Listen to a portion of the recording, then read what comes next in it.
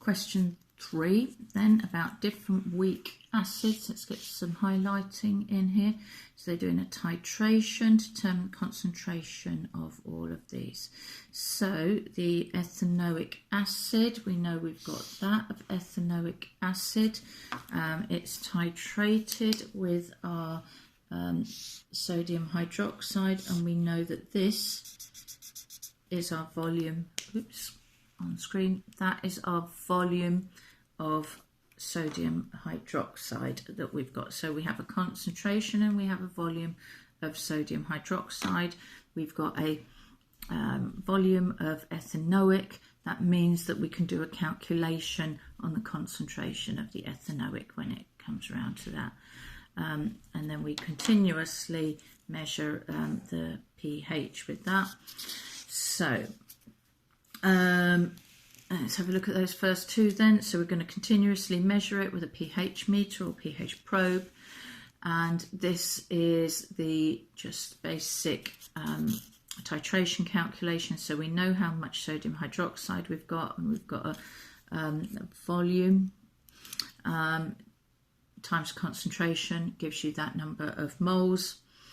We've got a ratio of 1 to 1, so that is also the number of moles of the ethanoic acid, and therefore you can work out the concentration by doing the moles divided by the volume. That is a divide by sign, and that gives you 0.11 mole per dm cubed for your answer here.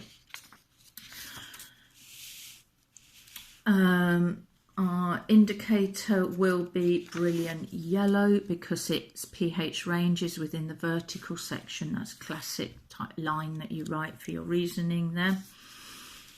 And then we've got this massive big molecule here, which is what methyl red is. So they've told you it's red in that form. Yeah, that's your HA form there, and telling you it's red and it's yellow in the A- form. Yeah, so we want first of all to do the conjugate base. So all we're doing is we're just dropping off that H plus there, and everything else is staying the same in the in what we've got there. That will be our yellow version, that will be our red version from what they've told us. So they want us to explain the colour change all the way through this in terms of equilibrium. So make sure you're doing this in terms of equilibrium. That means you must talk about shifting to the left and shifting to the right. Yeah?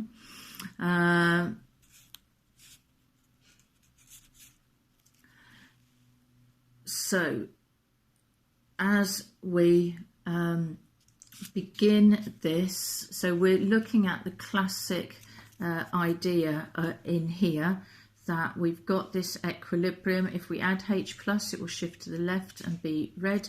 If we add OH minus, the equilibrium will shift to the right as it reacts, and it will become yellow. So we start with this as red.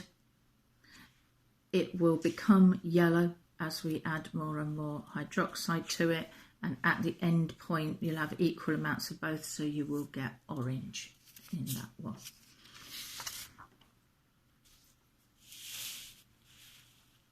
So part C, we get into the weak acid nature of all of this. So we've got a pKa value, and we've got this solubility bit here in water.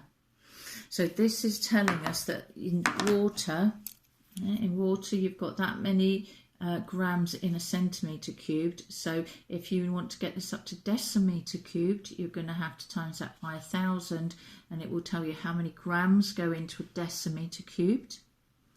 Then you can do grams to moles, and you will be able to get a concentration of this.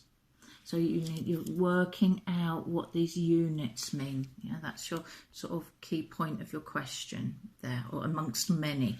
So a lot of work to do in this question. So we want the pH of a saturated solution of aspirin. So over here, I've done the concentration bit. So that is the grams in a decimeter cubed. Yeah, you're going to times it by 1,000 to get to deciliters, and that gives you 10 grams.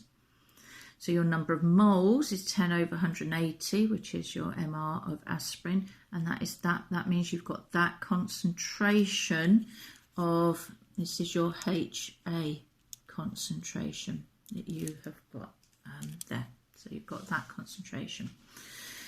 So from your pKa, you can work out your Ka, 10 to the minus pKa.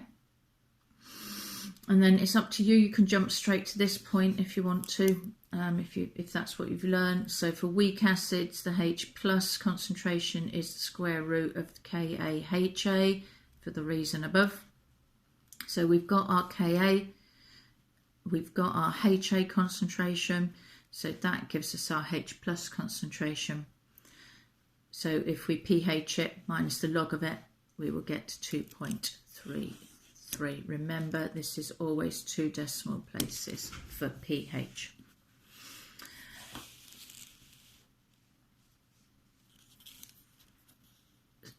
Now, soluble aspirin is sold as the sodium or the calcium salt of it. Now, you do that because salts are ionic. Yeah, salts are always ionic. That means they're always going to dissolve more easily in water, which is polar. So if you can get things into their ionic form rather than their molecular form, that is good, especially with organic substances. Now, this is a bit of an odd question. I don't think they've actually given you enough information to answer all of the question here, which would perhaps have thrown you. However, you can still talk about this in the usual sense that this is acidic.